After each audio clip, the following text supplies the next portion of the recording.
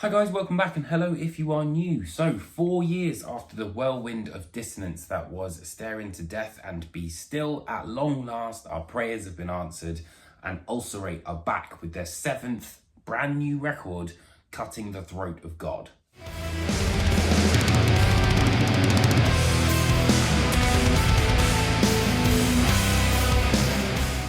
So if you're not familiar with Ulcerate, they are a trio from New Zealand that create truly astonishing death metal with dissonance that literally makes time stand still. They're characterised by extremely technically demanding tracks, but also have a real sense of atmosphere, and that really kind of started to come into play on the last album, Stare Into Death and Be Still. And although this record isn't necessarily strictly a concept album, there is a kind of, loose narrative here in the fact that it explores the idea of morality and, what happens when that line is crossed where, you become immoral and how you can never really quite come back from that. So whereas previously, there's been a bit of an exploration into the idea of this sort of stillness that the band have been cultivating, I think that on Cutting the Throat of God, it really kind of is the main focus of the record.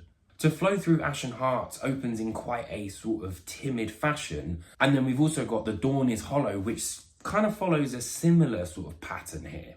The whole record is a great balance, in this sort of exercise between this relentless, heavy feeling, but it never really feels too overbearing. On Cutting the Throat of God, the band do less, and I mean that in probably the most positive way I can. There's more of a reserved idea that the band are exploring here, and where previously I think things might have gotten a little bit lost in that sort of intensity, there is this sense of kind of looking at the song as a wider picture rather than just individual moments of, sheer brutality. The record does have a great balance between melody and power. Further Opening the Wounds kind of puts guitar very much, I think, in the center stage on that track. And then The Death is Hollow also has some really great melodic ideas.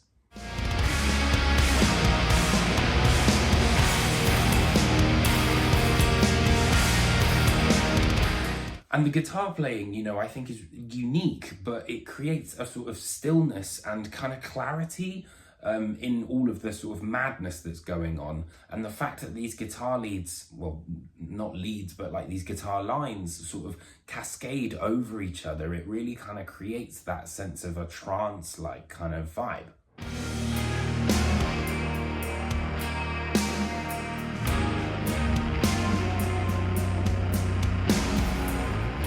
But this atmosphere, I think, is also due to the vocal delivery. Paul Kelland, the way that he enunciates his vocals very much kind of makes him sound like an otherworldly demon. And when you kind of put that together with the artwork, the overall vibe of the record, it's very dark, it's very dense, but also quite light. It kind of really does kind of create a sort of otherworldly feeling.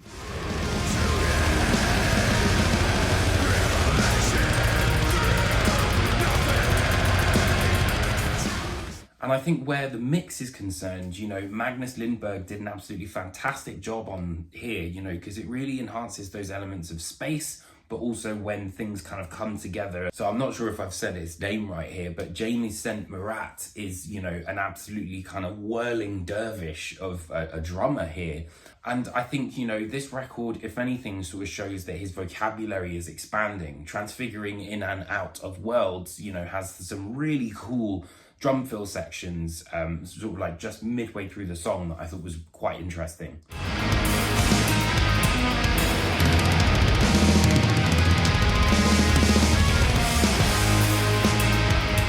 And if there's anyone who doubts, this drummer's ability, listen to See Death Just Once. That is an absolutely incredible song. However, with that being said, I think they've definitely added, atmosphere to their bow and things like that. But there were just some moments on this record where I did find myself kind of wandering off a little bit.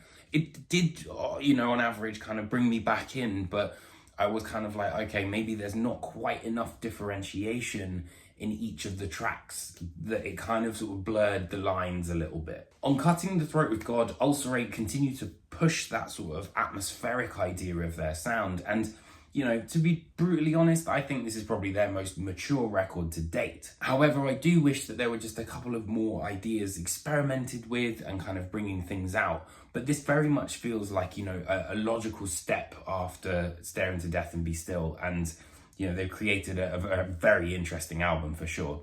So for that reason, I'm going to give this album an 8 out of 10.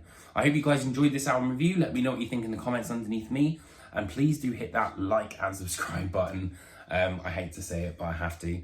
I am off to download now, so I will see you guys very, very soon. And I'll be back next week for more album reviews. Take care, my friends.